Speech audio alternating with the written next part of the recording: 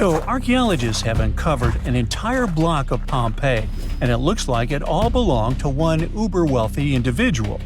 They had a huge private residence, a laundry, a bakery, and a large private bath complex where they literally bathed in luxury. Scientists think it could be the largest ever found there, complete with 3 rooms with different temperatures, exquisite artwork, and a huge plunge pool. It was lying beneath layers of volcanic rock and ash for 2,000 years, but it's so well preserved that it feels like the people had only left a minute ago. The bathhouse was in a residential and commercial block known as Region 9 in the city center. It could fit up to 30 people at a time and was a status symbol used to impress visitors. Only a few houses in Pompeii had a private bath complex, so it was something for the wealthiest of the wealthy. The owner may have invited guests to discuss business or even host team-building events, much like a modern-day CEO of some big company. Guests would start in the first room, where they soaked in hot water, then move on to the room where they applied oil to their skin and relaxed in warm water. The final stage was a cold water bath to refresh themselves. It was the largest and most impressive room, with red columns and frescoes of athletes. There was also a changing room with a stunning mosaic floor with marble from across the Roman Empire. The complex also had a smaller space, painted in pale blue, most likely an ancient Roman shrine used for ritual activities and to conserve sacred objects. It looks like the residence was in the process of renovation. There were tools and building materials in the blue room, like oyster shells on the floor that were supposed to end up on the walls. Another recent discovery from the complex is a large banquet hall with some of the finest frescoes found among the ruins. The bathhouse connected to it, and the guests would enjoy lavish feasts here. In one of the frescoes on the walls of the hall, we can see Apollo and his romantic interest Cassandra, who rejects him. The second fresco shows Prince Paris meeting the beautiful Helen of Troy. Almost the entire floor of the hall is covered by mosaic tiles, over 1 million of them. They probably chose to paint the walls in this room black to hide the traces of soot from all of the lamps.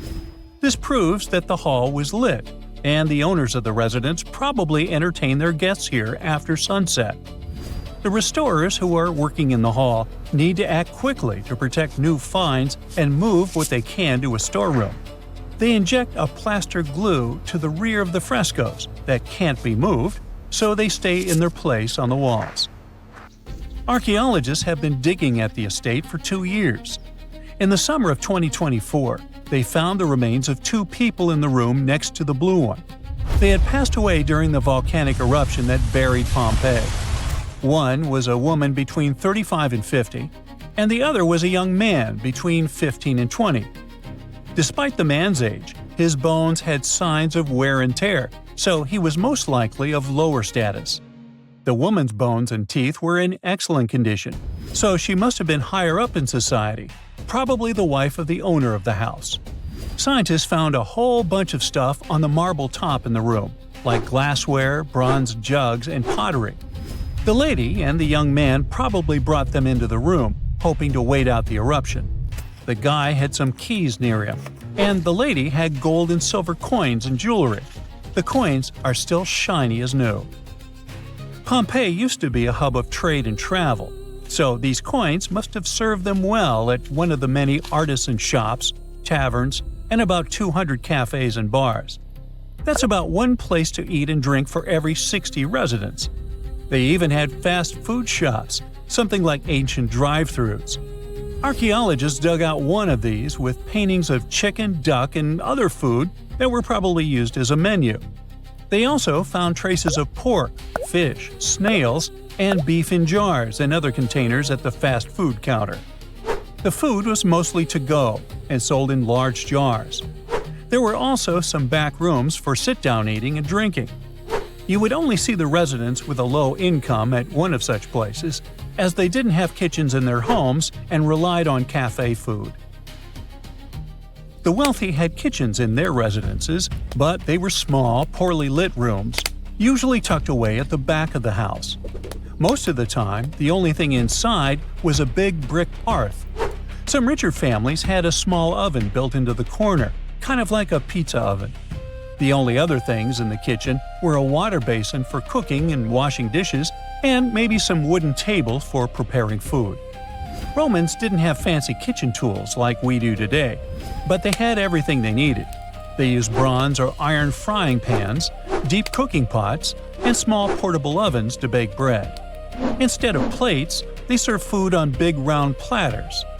Lunch was a small meal, usually just some meat or fish, fruit, and maybe some drinks. It was quick and not fancy, so people didn't invite guests to eat with them. Since it got super hot in Pompeii, people took a nap after lunch. Later, in the afternoon, they went to the public or private baths, where they would relax, swim, and chat with friends for hours. Afterward, they had their main meal, which was bigger and sometimes included guests. The food was pretty simple, but tasty.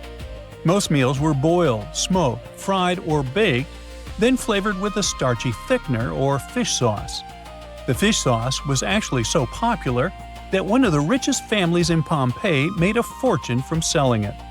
They even decorated their front hall with a design of garum jars in mosaic. Another big source of wealth in Pompeii was land. Every owner of a big residence had a plot of land where they grow vines or olives or graze sheep. Archaeologists haven't found many of these properties yet because it's hard to know where to look for them. But they did find a burial ground of one well-known Pompeian family in the countryside, next to what they believed was their country house. One of the most exciting things to do for Pompeians with different levels of income was going to the amphitheater to watch big, action-packed shows with gladiators. Their giant stadium is the oldest surviving one of its kind in the Roman world. The shows lasted for days, and crowds came from all over to watch. Fans got so excited that in 59 CE, a huge brawl broke out between people from Pompeii and a nearby town.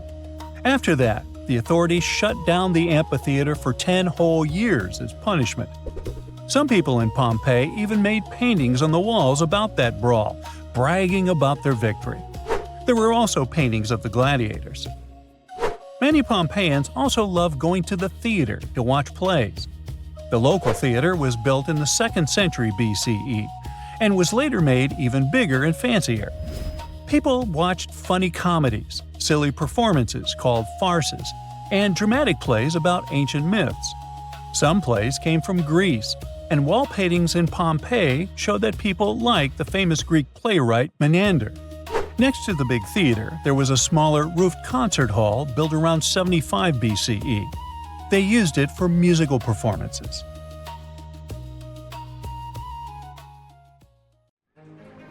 You're walking through a bustling town near the Bay of Naples. It looks full of life, energy, and healthy food. Look at these flatbreads that might have been ancient pizza, no less. The people of Pompeii are living their best lives. But all of that comes to a fiery halt in 79 CE. That's when Mount Vesuvius, that unassuming mountain looming over the city, decides it's time to make history. And the result is a tragic story that archaeologists are still piecing together 2,000 years later. Now, if you think Pompeii was some boring, dusty old place, well, think again. This was a lively, buzzing town. There were farmers bringing in fresh produce, merchants selling their goods, bakers cranking out bread and pizza-like flatbreads, and gladiators gearing up for fights in the amphitheater. The people of Pompeii loved decorating their homes with frescoes, mosaics, and statues. And food was a big deal. Pompeii was home to some of the earliest restaurants, called Thermopylae, where people could grab hot meals on the go. But let's get back to the fateful day when this beautiful, simple life ended. The saddest thing is that the people of Pompeii had warnings, they just didn't know it. Around 4 days before Vesuvius erupted, there had been minor tremors, but the locals were used to earthquakes. They had a massive one in 62 CE that destroyed lots of buildings, but they rebuilt the town and kept living there. No one thought, hey, maybe that giant mountain is the problem. So by the time 79 CE rolled around, Pompeii was back to normal, or so they thought.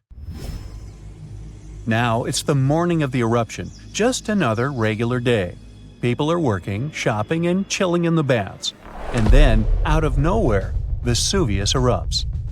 It was a catastrophic explosion that shot a plume of ash, gas, and rocks 20 miles into the sky. Pliny the Younger, a Roman writer who watched this disaster unfold from across the bay, wrote that it looked like a pine tree of fire and smoke rising into the heavens. Suddenly, it began raining with ash. First it was a drizzle, then it started coming in buckets. Gray, heavy rain that didn't let you breathe. Then hail began falling from the sky. But it wasn't hail.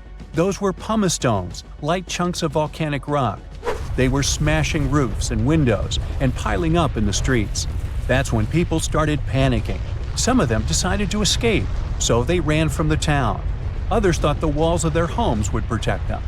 Well, they didn't. Soon things turned even worse.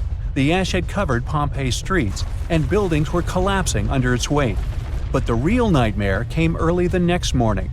Pyroclastic flows, a fatal avalanche of superheated gas, ash, and rock that was racing down the side of a volcano at more than 200 miles per hour. The heat alone, around 1,000 degrees Fahrenheit, instantly finished the life of anyone who ended up in the way of the flow. When the pyroclastic flows hit Pompeii, it was, unfortunately, game over for the town. Those who decided to stay in the city didn't stand a chance. The people were trapped so quickly that their bodies were left frozen in their last moments, some shielding their faces, others holding loved ones. In one bakery, archaeologists found the skeletons of 3 people who'd stayed behind. They thought the oven's stone walls would protect them, but those just weren't strong enough to resist the elements.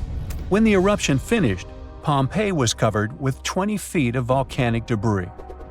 What archaeologists eventually found when they uncovered the town was both mesmerizing and terrifying at the same time. Because Pompeii was buried so suddenly, everything remained preserved: homes, streets, art, food, and even people. These days, scientists are rethinking what we know about the victims of the Pompeii disaster, thanks to new DNA evidence. Apparently, a lot of our assumptions about who these people were might be way off. A recent study by researchers from the US and Italy has shaken things up. They found that some of the victims, who they assumed were family members, weren't related at all. On top of that, the gender of some individuals was misidentified. The researchers believe that older interpretations were influenced by modern ideas about gender and relationships, which might have clouded the actual history. One of the study's co-authors from the University of Florence pointed out that conclusions based on limited evidence often reflect the biases of the time. Back then, researchers had to rely on the physical appearance of casts to make their guesses. Now, with DNA evidence, the story looks very different. Let's look at the case of the so-called family found in the House of the Golden Bracelet, which was discovered in 1974 on a Pompeii hillside. This group of 4 victims was named after an elaborate piece of jewelry was found on one of them. Based on the cast, one of the figures, who was holding a child, was assumed to be a mother. But the DNA results revealed this person was, in fact, a man. Even more surprising, none of the individuals were related, as scientists thought previously. Not surprising, given the extreme confusion and terror the people experienced as they desperately took shelter anywhere they could. Another interesting finding involves a pair of victims once thought to be sisters or a mother and daughter. DNA evidence now suggests that one of them was biologically male. Altogether, the researchers have analyzed the remains of 14 individuals for this study, and this is just a small portion of more than 1,000 victims of Mount Vesuvius' eruption that have been found so far. Archaeologists in Pompeii have also made one more discovery. Look at this figure. Initially, everyone believed that this man had been crushed by a massive boulder, a stone block that might have been part of a door frame during the eruption. His skull, with its mouth open as if in a final gasp, was found near his body. He was probably trying to escape all the chaos when it happened. But new evidence suggests that wasn't the case. His demise was likely the result of asphyxiation from a pyroclastic flow. For a long time, people thought Vesuvius erupted on August 24th. That's what some evidence seemed to suggest. But over the years, archaeologists started finding evidence that pointed to a later date. For example, they found graffiti dating back to late October and food remains, such as pomegranates. Such products wouldn't have been around in August yet. Plus, they found heating braziers in homes. Who would need extra heat in the summer of Italy? So, most experts agree that the eruption happened in late October. Now, it turns out that not everyone in Pompeii passed away. Scientists think that 15,000 people lived in the town, and only about 2,000 of them didn't survive the disaster. It means thousands of people managed to escape. But at the same time, their lives changed forever. They didn't have homes to come back to. Imagine fleeing your home with nothing but the clothes on your back, leaving behind everything you've ever known. Some survivors made it to nearby cities like Naples, but they had to start over from scratch. But recently, archaeologists made a pretty cool discovery: a fresco of a flatbread that might have been the ancient ancestor of pizza. Researchers found this painting in a house near a bakery. It shows a round bread sitting on a silver platter next to a goblet. They think people might have eaten this bread with fruits like pomegranates or dates, or maybe topped with spices or a kind of pesto. But the coolest part is that Pompeii is just 14 miles from Naples, which is the modern home of pizza. The director of Pompeii pointed out how this discovery connected a simple poor man's dish from ancient times to the modern pizza we all know and love. Today, Pompeii is one of the most famous archaeological sites in the world. Every year, new discoveries help us understand Roman life of those times even better. The story of Pompeii is complete chaos as is, but to add a little fuel to this fire, we dug up some groundbreaking facts, and I mean that quite literally. Hear me out. What if it wasn't the scorching sea of lava that destroyed the city of Pompeii, but rather an earthquake that happened during the volcano's eruption? Rewind to over 2,000 years ago. The year is 79 BCE. It was around 1 o'clock in the afternoon when Mount Vesuvius decided to erupt. Pompeians were going on with their normal daily routines when lava started taking over. The flow of lava was so quick that most people didn't have anywhere to run. The disaster took the lives of around 2,000 people. The lava covered most of the city, which then turned everything to ashes. Pompeii was only discovered during the 16th century of our Common Era, when an architect commended a dig to divert a river. It's a very well-studied site nowadays, but something unusual recently caught the researchers' attention. Scientists were excavating a site called the House of Painters at work. They were examining a couple of skeletons when they saw something weird. The skeletons probably belonged to two men around the age of 50. The analysis showed these men had survived the first surge of lava in the city. But they didn't make it out due to this second unexpected part: the earthquake. The men probably took shelter at the House of Painters at work, but the walls crumbled down when the earthquake hit. The men were found in a protective posture, like they were trying to shield themselves from something that was going to fall above their heads. Plus, these skeletons were not found under the layer of volcanic ash, but on top of it, proving that they really did survive Vesuvius's sea of lava. It turns out this is not as rare as it seems. A volcanologist explained that the seismic activity during the eruption really made things worse in Pompeii. He said that this seismic chaos probably influenced the desperate choices of a lot of Pompeians in their final moments. This is not the first time the world heard of a possible earthquake in Pompeii. A guy named Pliny the Younger, who escaped the disaster and witnessed the whole thing, beat these scientists to it in his famous letters. Pliny the Younger was a lawyer and an important person back in ancient Rome. He was an eyewitness to the whole Pompeii disaster, and he wrote in one of his letters that the eruption was followed by a trembling of the earth. Researchers do agree that something never added up. Pompeii is known to have really well-preserved skeletons since the ashes kind of played an important role in preserving them. But the buildings were in horrible shape, making it hard to reconstruct the entire city as it once was. Pompeii was indeed one of a kind. It was one of the most vibrant and lively cities of the ancient Roman Empire. The city was huge. It could have been home to as many as 30,000 people in its heyday. The House of Fawn, for example, was a clear example of how rich Romans lived their lives in Pompeii. It was a huge house that even had 2 gardens inside, taking up the entire block. They looked like they were made of white marble, but it was actually painted stucco. It was clear to researchers that only aristocrats lived there.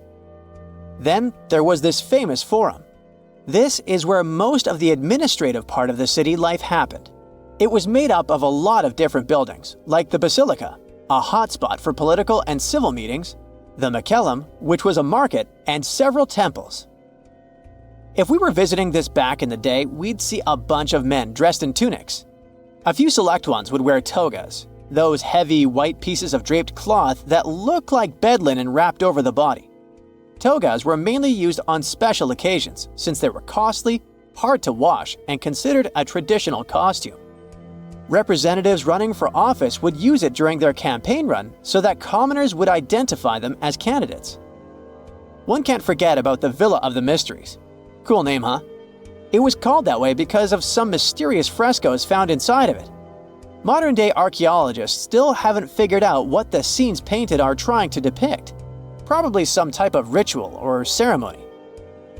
By the way, a villa is simply a large suburban Roman-style house. It's not necessarily a super posh place where the rich and beautiful live.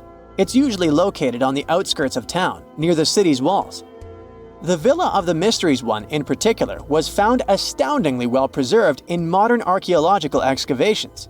It even had a manufacturing area inside of it, like its own little industry. It was common for richer Romans to own big farmlands, like olive gardens, for example. So they would also build a processing station inside their villas to extract the oil and package the whole thing. The amphitheater was where some of the richer men paid to put on gladiator fights for the rest of the town. It was built around 70 BCE, and it was one of the oldest amphitheaters of the world. It was even older than the Colosseum in Rome. This huge building could fit around 20,000 spectators at once. The seating was arranged by social class, so you could easily spot who was a member of the nobility. And in case you're wondering why it was shaped like a weird egg, it's because that was the shape that allowed for an unobstructed view wherever you were in the crowd. As every other Roman city, Pompeii also had some famous baths. Since not every house had access to plumbing back in the day, most people didn't shower in their homes.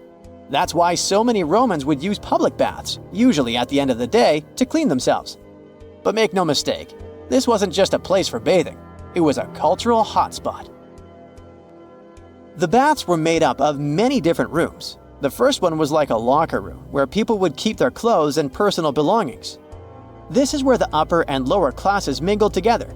Someone's class could easily be identified by their clothes and jewelry. The amount of gold and silver worn back in those days is nothing compared to what most people wear today. Usually, the rich folks would leave someone to take care of their belongings while they went and took their bath. Because yes, it could happen that stuff went missing while chilling and relaxing. The big focus on self-care nowadays was already a thing for ancient Romans. It was common that before taking a bath, olive oil was rubbed all over the skin. They would scrape off the dirty skin with a strigil. That may sound weird, but also extremely pleasing. The baths had rooms for massages. Some of them had reading rooms, and even courtyards for some healthy exercise. Oh, there was even a natatio, or swimming pool if you're not fluent in Latin. After all, it was the Romans that said, "A healthy body is a healthy mind." The bakeries. Bread was one of the main components of Pompeian diet, so much so that there were around 30 bakeries in the city. Bread was freshly made from scratch every day. In a special area of the shop, the corn or wheat was ground, and mules would circle around to keep the mills going. The funny thing about Pompeians is that they like to cover the exterior walls of buildings with paintings, much like graffiti nowadays. Their paintings, usually frescoes, used to depict what daily life was like in the city. Ancient Romans were very outdoorsy people, so coloring their walls seemed like a good option for them. A lot of houses had frescoes inside of them too, to make up for the lack of windows. The paintings gave the house owners the illusion of more space if the painting was of, let's say, a garden, for example. You're in Italy. Perfect sun, perfect pizza. But enjoying that view? It might be a fatal mistake. That piece is a total illusion. Literally a few miles beneath your sneakers, the Earth isn't just sleeping, it's taking a deep, nervous breath. And I mean it. Geologists are sweating right now because this hidden process isn't just happening, it's accelerating fast. When most people think about volcanoes in Italy, they think about Mount Vesuvius and that tragic story of the ancient city of Pompeii. Ash falling from the sky, a city frozen in time, a tall volcano standing over the Bay of Naples. Vesuvius looks dangerous, and it makes sense that people focus on it. But Vesuvius is not the biggest threat in the area. The real danger is harder to see. Just west of Naples is an area called Campi Flegrei. The name means burning fields. If you visit, it doesn't look like a volcano at all. There's no mountain, no cone, no rivers of lava. Instead, you see towns, ports, roads, and neighborhoods. People live their everyday lives there. That's because Campi Flegrei is not a normal volcano. It's a supervolcano. Forget the classic pointy mountain. Regular volcanoes build up, but supervolcanoes blow down. They leave behind a massive bowl-shaped depression called a caldera. Campi Flegrei is so vast you could stand right in the center and never realize you're on top of a volcano. In fact, a huge chunk of Naples is built right inside it. Can you picture this? Homes, schools, and highways sit on ground that is still active? It's like a giant chest taking a breath, rising and falling. Scientists call this bradyseismism. Entire neighborhoods have shifted up or down by feet over the centuries. But how? That rhythm is changing fast. Around 2022, scientists started paying much closer attention to the area. Seismic activity was increasing, and new tools made it possible to look at the data in better ways. Researchers gathered records of more than 54,000 earthquakes. Most of them were small. Many were too weak for people to even feel. When all of that data was put on a map, it looked like chaos. Thousands of tiny dots spread everywhere, with no clear pattern. To the human eye, it was just noise. Too much information to make sense of. So scientists turned to machine learning. Instead of looking at each quake one by one, AI models were used to scan the entire dataset at once. The goal wasn't to predict an eruption, it was to see how stress was moving underground. That's when something new showed up. Hidden inside all that messy data was a large circular fault system, a ring-shaped crack in the Earth's crust that outlined the edge of the caldera. It had always been there, but it was buried in the noise. Once the AI pulled it out, it changed how scientists understood the whole system. This kind of ring fault matters a lot. It acts like a pathway. Pressure from deep underground, magma, hot water, and volcanic gases can move along it more easily than through solid rock. Instead of pressure spreading out evenly, it gets focused along this ring. That alone would be concerning, but the story doesn't stop there. The new study uncovered something scary under Pozzuoli. The city is sitting on a crossroads of deep cracks in the earth, including the newly discovered ring fault. Scientists used to think this area was low risk, but the new numbers tell a different story. Pozzuoli sits on the weakest spot of the whole system. Since the rock is already so broken up underground, the pressure has an easy way out. That means when the magma chamber breathes, this city takes the hardest hit. Residents aren't just neighbors to the volcano, they're sitting right on top of the exhaust pipe. Based on this new data, scientists are saying that magnitude 5 earthquakes are not just possible, they're likely. To many people, that number doesn't sound all that scary. We see headlines about magnitude 7s and 8s in the Pacific all the time. But Campi Flegrei plays a completely different set of rules. The danger here isn't just the size of the quake, it's the location. In places like Tokyo, quakes are usually deep, so by the time the waves reach you, they feel like a rolling motion. But here, earthquakes are incredibly shallow, sometimes starting just a few thousand feet below the pavement.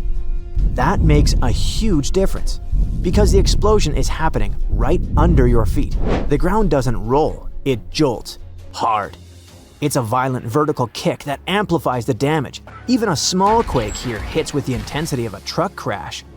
And that kind of force is bad news, also because of the buildings. Many structures in this area are old, historic treasures, sure, but dangerous. They were built centuries before modern seismic safety codes were even a concept. We're talking about things that were never designed to move. Thick stone walls, aging water pipes, and rusted gas lines. None of this handles shaking very well. Modern steel bends. These old stones just crack. All of this destruction is driven by a phenomenon called bradyseism. Think of it as a massive hydraulic system operating deep underground. Miles below the surface, a volatile mix of magma, superheated fluids, and volcanic gases are constantly trapped. Over time, that cocktail builds up immense pressure. As the pressure grows, it pushes against the crust, literally lifting the ground and the entire city upward. When the gas escapes or the pressure drops, the ground sinks back down. It's a slow, relentless cycle of rising and falling. And this isn't just a scientific theory. We have clear physical proof. In Pozzuoli, there's an ancient Roman building called the Temple of Serapis. Its stone columns are marked with holes made by sea creatures that only live underwater. Those holes show that the building once sank below sea level and stayed there for a long time. Later, it rose back up again. The ground didn't move suddenly, it moved slowly, over centuries. The earth here has always been unstable, slowly breathing in and out. What scares scientists today is how fast the movement is happening now. Since April 2025, the ground has pushed up 0.6 inches every single month. That doesn't sound like much, but in geology, that's fast. Over a year, it adds up to nearly 7 inches. Buildings are not designed to move like that. As the ground lifts, foundations get stressed, pipes stretch, roads bend. At the same time, the ring fault is being pulled tighter and tighter. Systems under stress don't always fail slowly. Sometimes they break all at once. It wouldn't take a huge event to push things over the edge. A small shift in magma, a sudden release of gas. Something like that could trigger stronger earthquakes. If that scenario plays out, we're not talking about some cracked plaster or a few broken windows. It hits the panic button for the entire red zone. And let's be real, evacuating Naples isn't just hard. It's a logistical nightmare straight out of a disaster movie. We're talking about a critical red zone holding 500,000 people, from Pozzuoli to western Naples, who would have to evacuate the second the alarm sounded. And right next door is the yellow zone, where another 800,000 residents are sitting directly in the path of choking volcanic ash. These are narrow, winding, ancient streets built for donkeys and carts, not for 500,000 panic-stricken people trying to leave at the same time. It's a recipe for absolute gridlock. We're talking bumper-to-bumper traffic where nobody moves an inch. Then there's the money. The economic hit would be staggering. Overnight, one of the most vibrant places on Earth turns into a ghost town. No tourism, shops boarded up, businesses wiped out. The ripple effect wouldn't stop at the Italian border. It would hit the whole European economy. Now, sure, this isn't ancient Pompeii. We have satellites and smartphones. We aren't totally blind. So hey, apparently, there's absolutely no need to be worried, right? There's something absolutely massive and deeply unsettling hiding right next to Stonehenge. More than a dozen giant pits carved into the ground. They're all spaced with eerie precision and form a perfect circle, more than a mile wide. For years, nobody could explain them. They were too big to be animal traps, too organized to be natural sinkholes, and way too deliberate to be random. And the biggest question was, who had the power, knowledge, and reason to reshape the land on this scale 4,000 years ago? So these pits surround a place called Durrington Walls, a huge Neolithic settlement just a short walk from Stonehenge. Archaeologists now say humans dug them around 2500 BCE, during the late Neolithic period, when people supposedly lived simple farming lives without metal tools, written language, or modern math. Each pit stretches about 30 feet across and plunges roughly 15 feet down. and together they form an almost flawless ring. To prove the pits weren't natural, scientists went full detective mode. They drilled soil cores and tested the dirt itself, including microscopic traces of ancient DNA and something called luminescence dating, which tells you when the soil last saw sunlight. Every test pointed to the same answer. Humans made these pits on purpose. Here's where it gets wild. The pits weren't dug randomly as people moved along. They were laid out as a single unified project. That means Neolithic builders had to visualize a massive circle, measure distances across open land, and coordinate teams over a huge area without any GPS, drones, or even aerial maps. All they had were people, ropes, wooden tools, and shared knowledge. So why would they invest so much effort and do this? Archaeologists think the pits formed part of a ritual landscape, not a practical one. Durrington Walls already looks like a place where people gathered for ceremonies, feasts, and seasonal events. The pit circle may have marked a sacred boundary. It could have separated ordinary land from a spiritually charged space. Some researchers think the pits symbolized a border between the world of the living and the underworld. The scale of the structure is pretty impressive.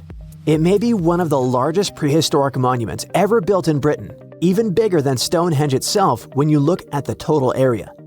And unlike Stonehenge's towering rocks, this monument stayed invisible for thousands of years, quietly hiding under the grass. Generations walked over it without knowing they were standing inside a gigantic ancient design. For a long time, we underestimated ancient people. We imagined them reacting to nature instead of shaping it. But discoveries like this keep proving that wrong. The builders of Durrington Walls didn't just live in the landscape, but engineered it. They thought in terms of geometry, symbolism, and long-term meaning. And this isn't the only case. All over the world, thanks to new technology, scientists keep finding proof that ancient humans worked on massive scales with shocking precision. In the Amazon rainforest, researchers found traces of 2,500-year-old cities hiding beneath the jungle canopy. Scientists spent more than 20 years exploring the area on foot before technology finally cracked the case. The LiDAR technology, which is like X-ray vision that surveys a landscape using lasers to digitally peel away the jungle, scanned a massive area of over 100 square miles. It helped to spot more than 6,000 rectangular earthen platforms, which are likely used as homes or public buildings. They also found agricultural terraces, drainage systems, and carefully shaped farmland. This wasn't a random settlement. It was well planned.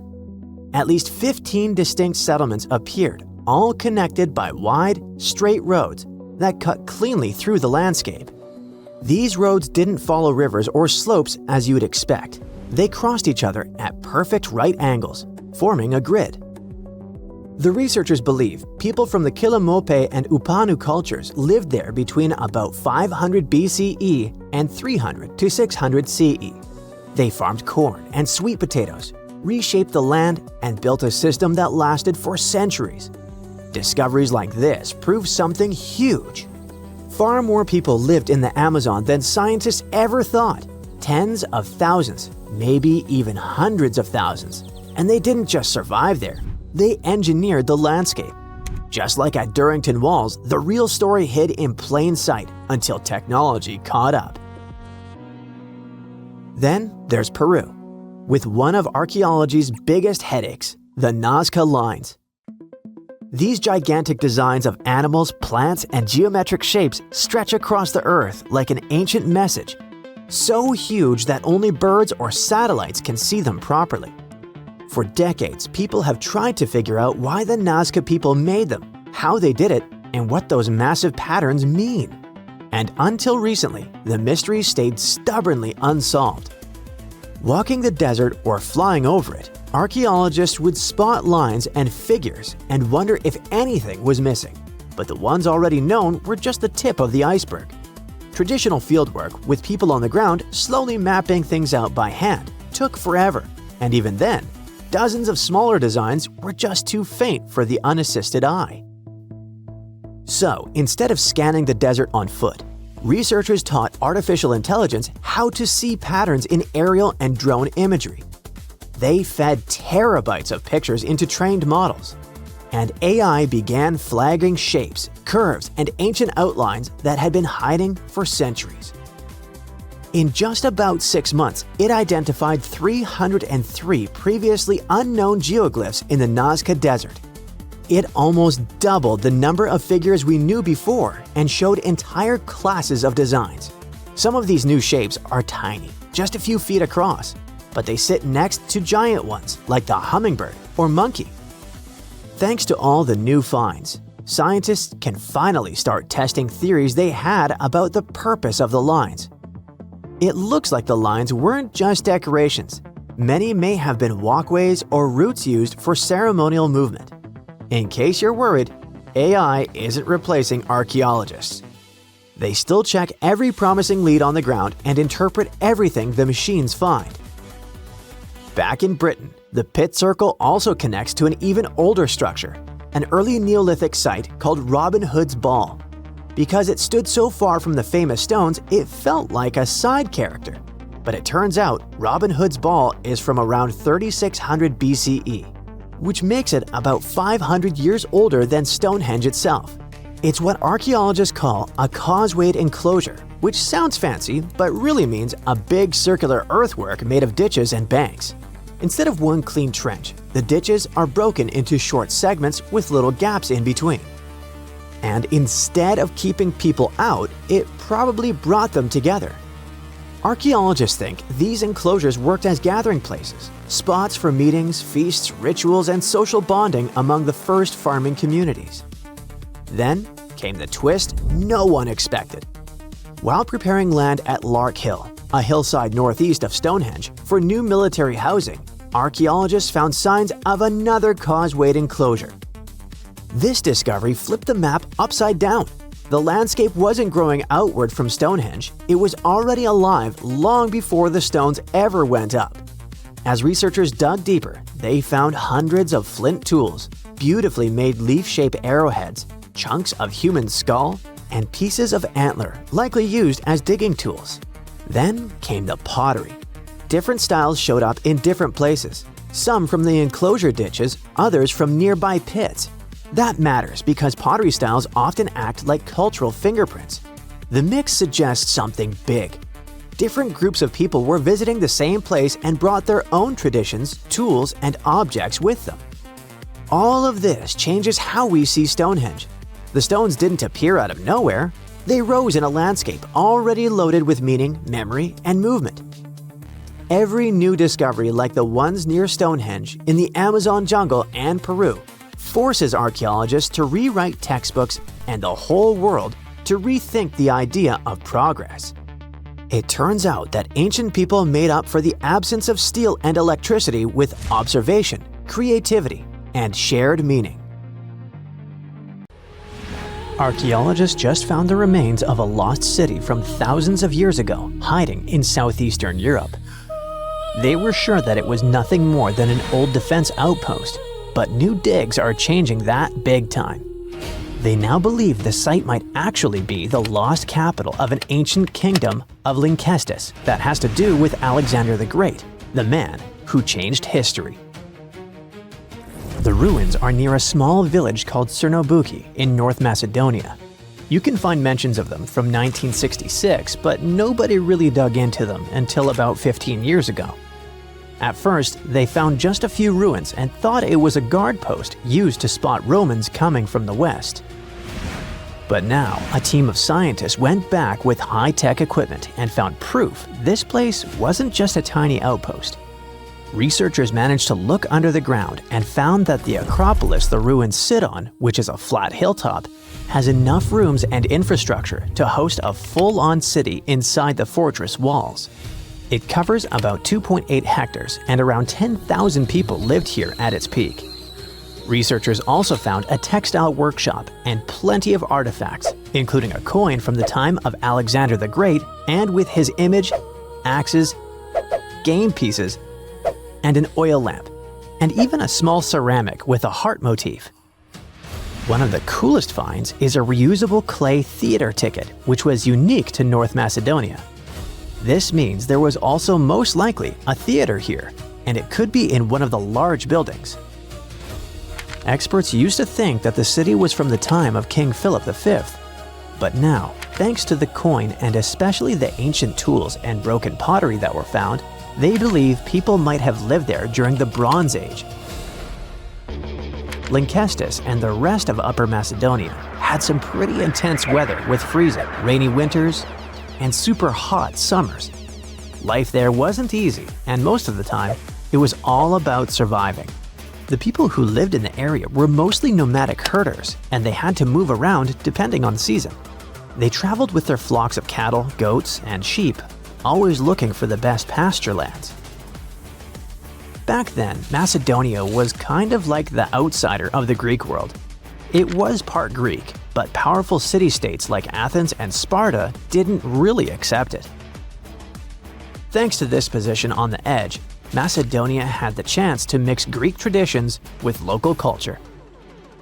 Eventually, they took over and changed the whole ancient world under kings like Philip II and Alexander the Great. The new discoveries at Cernobukki show us how connected and powerful ancient Macedonia really was, especially since the city sat along trade routes to Constantinople. Big historical figures like Octavian and Agrippa might have passed through the area on their way to clash with Cleopatra and Mark Antony.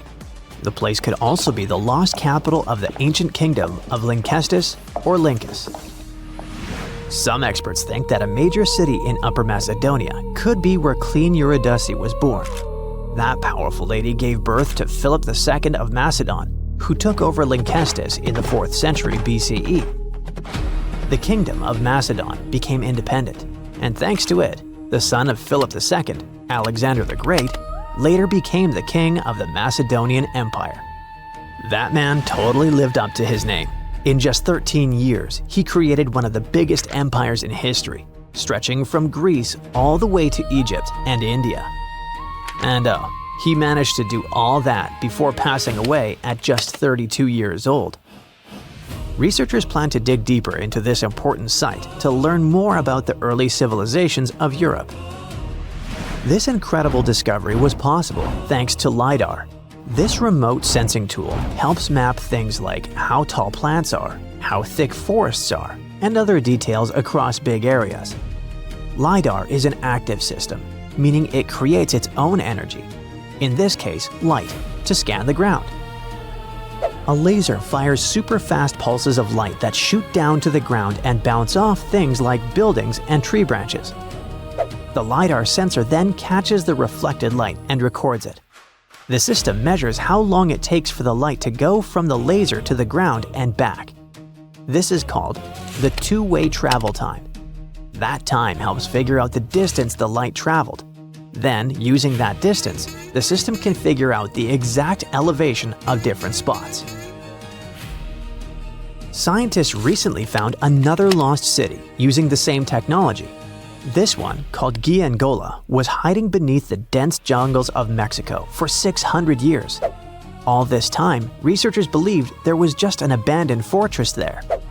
There was no way to go and see until recently, when they used LiDAR and got a 3D model of the area in just 2 hours from a plane. Giangola was built in pre-Columbian times between the years 1350 and 1521. It covered 360 hectares and had over 1,100 buildings, 2.5 miles of defensive walls, and a whole network of internal roads. The city had a well-planned urban layout with temples and ball courts and separate neighborhoods for the elites and commoners. It was a crucially important place for the Zapotec people, a group that had lived in the area since around 600 BCE. In Giangola, families lived together in homes with big patios in the middle, surrounded by rooms.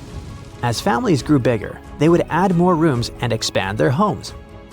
Since Giangola was surrounded by mountains, the locals tried to use every piece of land on the slopes that was good enough to build a house. They even used natural drainage of the area to have water, and they must have been great at construction, as many of their constructions are still standing today. But at some point in the beginning of the 16th century, they didn't have enough fresh water and good farmland to grow food, and moved away to nearby Tehuantepec.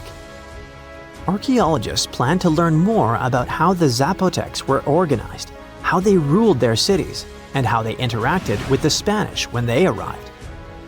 They plan to study all 1,170 buildings found in the LiDAR scan, and it'll take a few years. Another recent find, made with the same groundbreaking tech, is a massive city that lay hidden beneath the thick green canopy of the Amazon rainforest. A whole network of houses, plazas, roads, and canals was hiding in the shadow of a mighty volcano. Many scientists thought that ancient Amazonian people lived in tiny huts and cleared patches of land to survive. But this city, built 2,500 years ago and inhabited for nearly 1,000 years, debunked that theory and changed everything. Now, researchers think tens of thousands or even hundreds of thousands of people lived in complex urban societies. They scanned the area and found that 6,000 rectangular platforms, each about 66 by 33 feet and 6 to 9 feet high. These structures were arranged in clusters around central plazas that had straight roads with perfect right angles and paths connecting them. One of the roads was an impressive 16 miles long. Building straight roads like this is way harder than just going with the landscape. Some of these roads may have had great spiritual or ceremonial significance. The civilization was thriving thanks to rich soil from a nearby volcano. But the same volcano may have also led to its downfall. Researchers also found signs of threats to the cities, such as ditches that blocked entrances to the settlements. Maybe some people living nearby were trying to get in. The next step for the scientists will be to study the adjoining 116 square miles to know more about this large, complex society that could be bigger than the well-known Mayan cities in Mexico and Central America. You're heading to Spain with a team of archaeologists to try to find some ancient artifacts. You get lucky and uncover one of the greatest treasures of the Iberian Bronze Age. Iberian refers to the Bronze Age culture of Portugal and Spain. So you find and unearth coins, jewelry, vases, vessels, and two pretty strange items. One is something like a part of a scepter, and the other resembles a bracelet. And you know what's strange about them? They're connected with space. In 1963, several miles away from the city of Villena, Spain, scientists discovered the treasure of Villena, one of the most significant gold hoards from the Bronze Age. Interestingly, are there bronze treasures from the Golden Age? Never mind. All the gold found dates back to sometime between 1500 and 1200 BCE, except for that scepter and bracelet. They were made by inhabitants of another planet, so their production date is unknown. Okay, that's a joke. However, a small part of this joke is true. When scientists studied the found gold, they discovered that those two items were made of iron. So what, you might think? Well, the catch is that in the Bronze Age, people didn't mine or manufacture iron.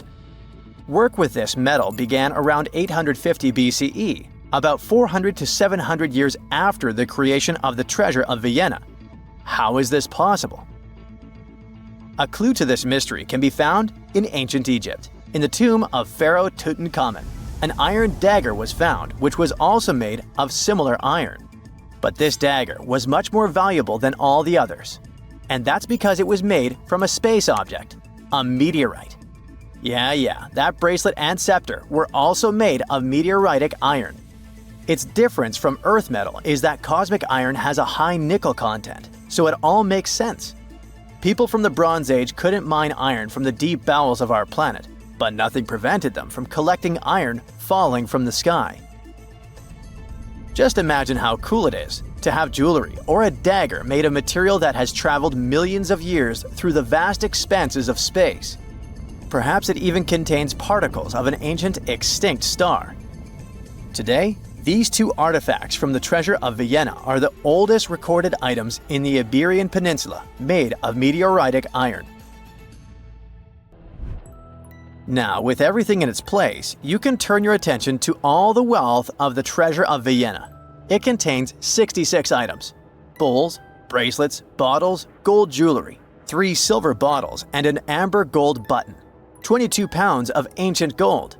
People hid it, and only after 3,000 years we were able to discover it. This archaeologist's dream can be found in the Vienna Museum, where exhibits from different time periods are presented, from prehistoric times like 50,000 years ago to the present day. Items from the Iberian period, from the Roman period, from the Arab civilization. You can find not only jewelry and coins, but there are also remnants of columns, ceramics, and other architectural artifacts. The collection is considered one of the most important prehistoric treasures of Europe.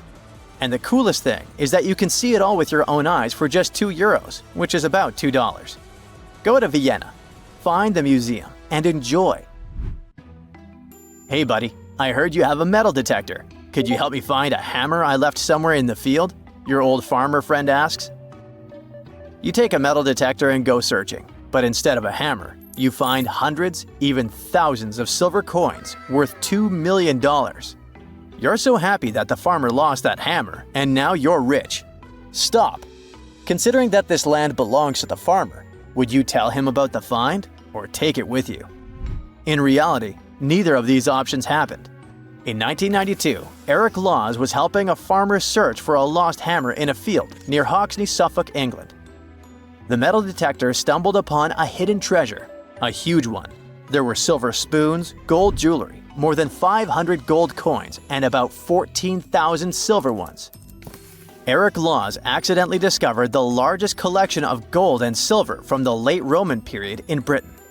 Unfortunately, or perhaps fortunately, he and the farmer didn't receive the treasure. It's now in the British Museum. Let's move away from the farmer's field to somewhere on the Mediterranean coast. Imagine you're a scuba diver. There was a strong storm yesterday, but now with the water calm, you dive in and discover the seabed covered with gold dinars. This story happened in 2015. The coins which the storm brought to the shore might have been minted even before the First Crusade that started in 1096. This collection is one of the most impressive archaeological finds in the world. All these treasures surely can make the heads of those who find them spin, but they end up in a museum. And that's a good thing, because such wealth can drive a person crazy. A metal detector and a diving suit helped people discover ancient treasures. What's next? How about a dog? Yes, it could be perhaps a great replacement for a metal detector, by the way. So in 2013, 2 people were walking their dog in Northern California on their property. Suddenly, they discovered a rusty can filled with coins minted from 1847 to 1894. There were about 1,500 coins, and they all were gold. Another chance for a carefree rich future? Not this time. The find caused a lot of controversy among specialists. There was one version, according to which these coins could have been stolen from the US Mint. But later, the US Mint debunked this suggestion as they'd never had this gold in their storage. Anyway, it's interesting what the point was in hiding it all in someone else's yard. Some thief risked their freedom and life to get rich. When they succeeded, they just hid the coins as if they never existed. What a strange deal. Coins, jewelry, meteorite items, it's all cool. But let's end our video with something grand and epic. Archaeologists were conducting research near the Mediterranean coast of Egypt and discovered a treasure trove inside a sunken temple and sanctuary. Despite the waves, earthquakes, and seawater, the massive find was preserved in a not bad condition. The temple was built a very long time ago and collapsed in the middle of the 2nd century BCE. It was an important structure in ancient Egypt. People considered this place holy. Pharaohs came to the temple to seek help from the higher powers of Egyptian mythology to obtain titles for their rule. Titles of kings of the universe. For many people, this place was like the center of the universe, and now it lies forgotten on the seabed, almost ruined. Time spares nothing. Researchers found out the temple had been part of an ancient port city. A long time ago, an earthquake occurred in this area and destroyed the city. Tidal waves softened the ground and dragged the town into the Mediterranean Sea. While studying the temple, scientists found many secret treasures there: silver ceremonial instruments, gold jewelry, and alabaster vessels. In past times, people used them to store perfumes or greasy ointments called unguents. Perhaps in ancient Egypt, they weren't bad in the field of cosmetology. Near the temple, archaeologists discovered a Greek sanctuary. Apparently, the Greeks living in Egypt or coming here on business wanted to pay tribute to Aphrodite, so they created a small building in her honor. In that place, archaeologists found bronze and ceramic artifacts from different cultures. Scientists found out that the Greeks had permission to trade in the Egyptian city and even be its residents. It seems pharaohs living around 600 BCE were favorable to the Greeks. The profession of an archaeologist is very exciting. But what would you do if you found some ancient treasure? Before answering this question, find out what law applies to such finds in your country. The South Pole is more than penguins and endless snow. There's a hidden ghost world within it. Look, it's right here on the globe. Don't confuse Antarctica with the Arctic, which is at the top of our maps. Much smaller in size, and let's face it, way less mysterious. The ice sheet covering Antarctica is about 1 to 3 miles thick, which is up to 16 Eiffel Towers stacked on each other. This massive blanket hides the true features and contours of Antarctica's land. We still don't know much about this mysterious continent, and it is ice and snow that are to blame. We still don't even know the true shape and size of this continent. Mapping Antarctica without some huge shovels is an incredibly hard task. But satellites learned to penetrate the ice with their cameras. And now we know there's actually an enormous, dramatic ancient landscape beneath the snow. The ghost of the past. About 90 million years ago, Antarctica was a much warmer place. It was actually a lush rainforest with tons of plants and probably teeming with life. It even had rivers flowing through it. Then the ice came. This happened about 34 million years ago, during the transition from the Eocene to the Oligocene, when our planet cooled significantly. It was the beginning of one of our several ice ages. The land remained, but now was hidden under ice and snow that got thicker and thicker. To a regular eye, Antarctica turned into a white desert, vast, flat, and featureless. Time went on. This massive ice sheet moved around, smoothing and shifting the ground beneath it. Over the millions of years, it changed what the land looked like.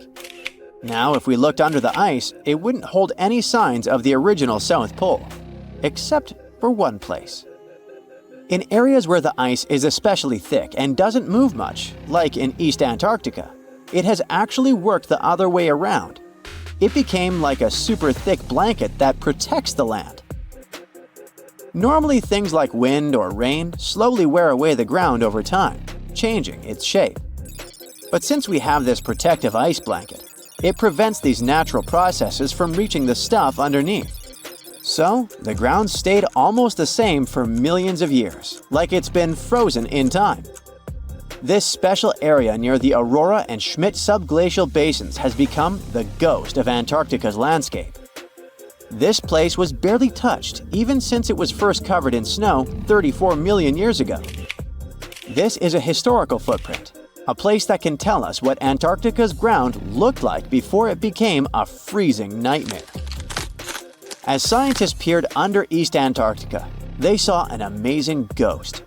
The traces of the rivers that were flowing there millions of years ago, various valleys, and some weird little islands, as well as 3 big chunks of land shaped like the letter U. Hey, what's that all about? You see, the continents on our planet are moving constantly, sliding along the red-hot lava mantle like cereal on milk. Over history, they came together and broke apart several times. Hundreds of millions of years ago, several continents were a part of one enormous Gondwana. Antarctica was one of them. It used to be one huge landmass. But when Gondwana broke apart, the poor continent got stretched by tectonic forces. Parts of land were pulled away from each other. Whoosh! and they got torn apart.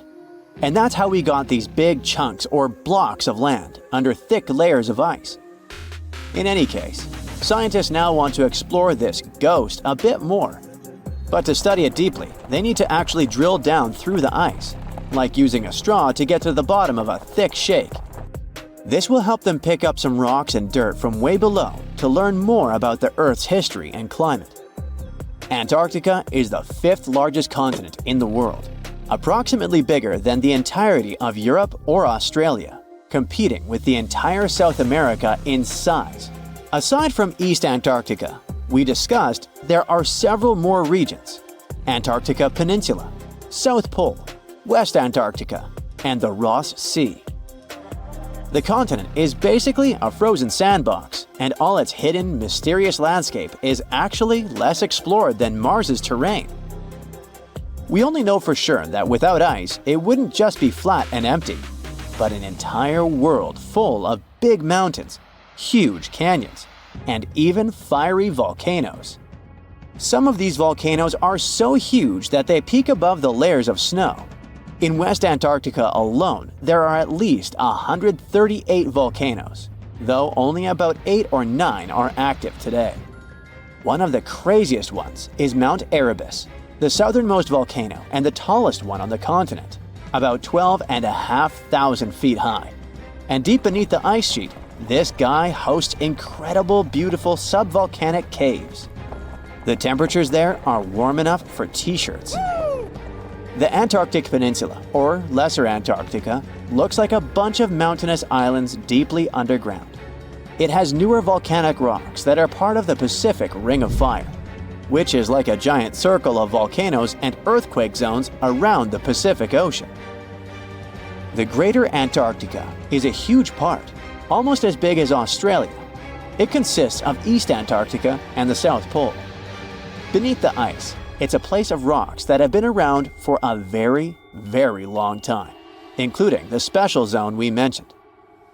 You probably know that Antarctica is nearly devoid of humans.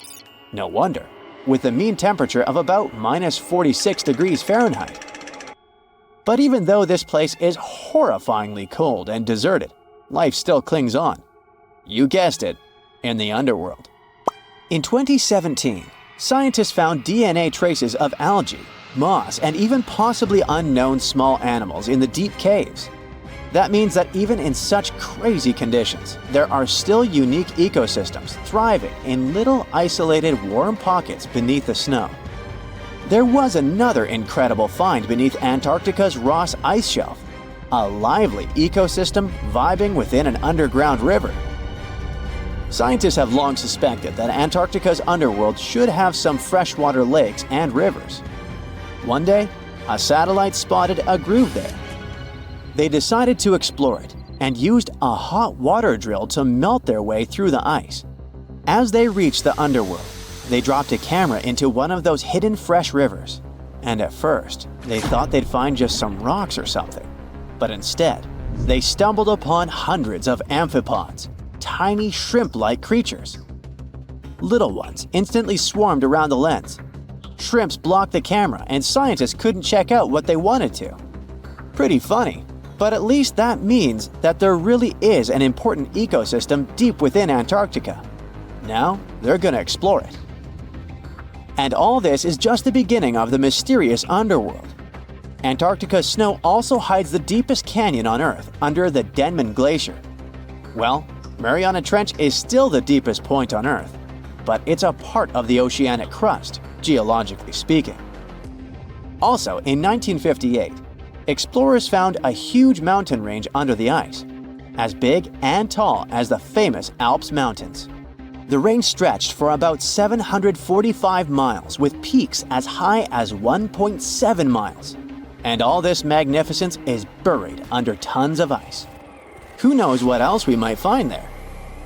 Antarctica holds about 60% of our entire planet's fresh water, which means it would be pretty bad if it melted. For example, there's this Doomsday Glacier, officially known as Thwaites Glacier. It's a huge ice formation, about the size of Florida, and it's melting right now.